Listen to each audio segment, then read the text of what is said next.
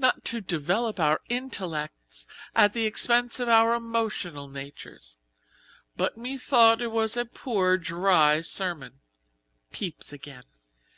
It doesn't matter what part of the United States or Canada they come from, or what denomination they are, we always get the same sermon. Why on earth don't they go to men's colleges and urge the students not to allow their manly natures to be crushed out by too much mental application? It's a beautiful day, frozen and icy and clear. As soon as dinner is over, Sallie and Julia and Marty Keene and Eleanor Pratt, friends of mine, but you don't know them, and I are going to put on short skirts and walk cross country to Crystal Spring Farm and have a fried chicken and waffle supper, and then have Mr. Crystal Spring drive us home in his buckboard. We are supposed to be inside the campus at 7, but we're going to stretch a point tonight and make it 8. Farewell, kind sir. I have the honor of subscribing myself your most loyal, dutiful, faithful, and obedient servant, J. Abbott.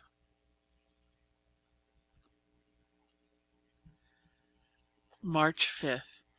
Dear Mr. Trustee, tomorrow is the first Wednesday in the month. A weary day for the John Grier home. How relieved they'll be when 5 o'clock comes and you pat them on the head and take yourselves off. Did you, individually, ever pat me on the head, Daddy? I don't believe so. My memory seems to be concerned only with fat trustees. Give the home my love, my truly love. I have quite a feeling of tenderness for it as I look back through a haze of 4 years.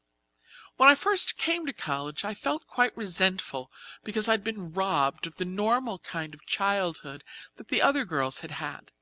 But now I don't feel that way in the least. I regard it as a very unusual adventure. It gives me a sort of vantage point from which to stand aside and look at life. Emerging full grown, I get a perspective on the world that other people who have been brought up in the thick of things entirely lack.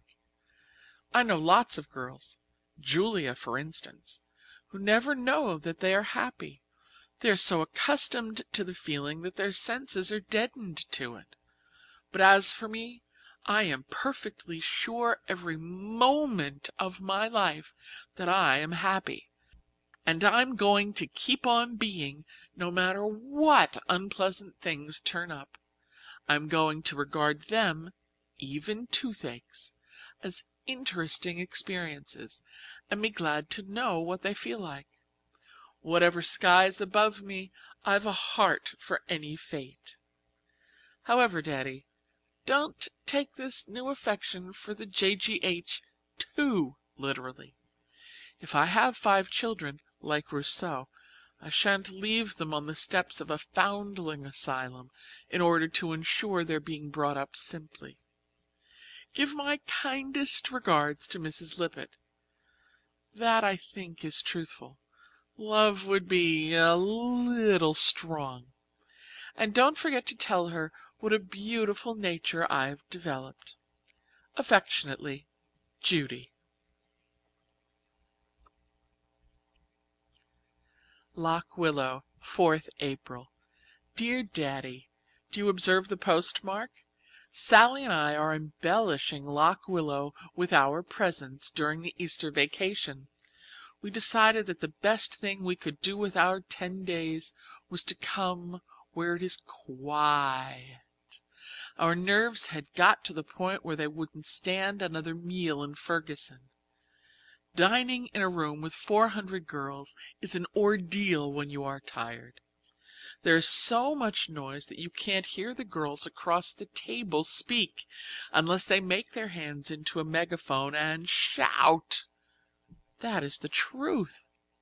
We are tramping over the hills and reading and writing and having a nice, restful time. We climbed to the top of Sky Hill this morning, where Master Jervie and I once cooked supper. Doesn't seem possible that it was nearly 2 years ago. I could still see the place where the smoke of our fire blackened the rock. It is funny how certain places get connected with certain people, and you never go back without thinking of them. I was quite lonely without him for 2 minutes. What do you think is my latest activity, Daddy? You will begin to believe that I am incorrigible. I am writing a book. I started it 3 weeks ago and am eating it up in chunks. I've caught the secret. Master Jervie and that editor man were right. You are most convincing when you write about the things you know. And this time it is about something that I do know exhaustively. Guess where it's laid? In the John Grier home. And it's good, Daddy. I actually believe it is. Just about the tiny little things that happen every day. I'm a realist now. I've abandoned romanticism. I shall go back to it later, though, when my own adventurous future begins. This new book is going to get itself finished and published. You see if it doesn't. If you just want a thing hard enough and keep on trying, you do get it in the end. I've been trying for 4 years to get a letter from you, and I haven't given up hope yet. Goodbye, Daddy dear. I like to call you Daddy dear. It's so alliterative. Affectionately, Judy. P.S.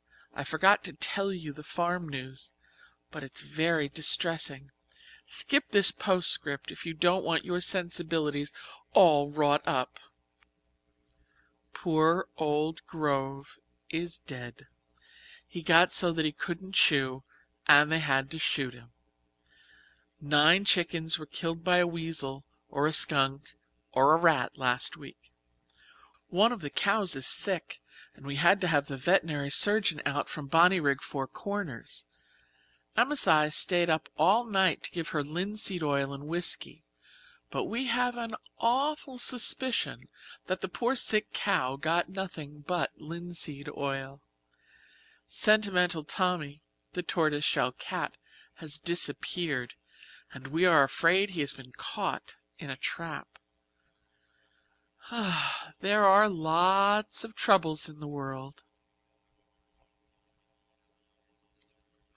17th May. Dear Daddy Longlegs, this is going to be extremely short because my shoulder aches at the sight of a pen. Lecture notes all day, immortal novel all evening. Makes too much writing. Commencement 3 weeks from next Wednesday. I think you might come and make my acquaintance. I shall hate you if you don't. Julia's inviting Master Jervie, he being her family, and Sally's inviting Jimmy McBee, he being her family. But who is there for me to invite? Just you and Lippet, and I don't want her. Please come. Yours with love and writer's cramp, Judy. End of section 8. Recording by Joe Carabas, Vallejo, California.